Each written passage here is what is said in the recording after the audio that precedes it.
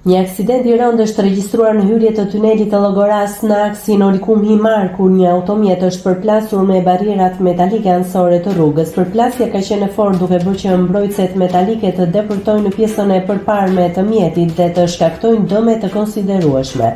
Si pasojë, drejtuesi i automjetit ka mbetur i lënduar dhe është transportuar me urgjencë drejt spitalit për trajtim mjekësor. Nëse klikoni mbi butonin subscribe, do t'ju shfaqen të gjitha publikimet tona.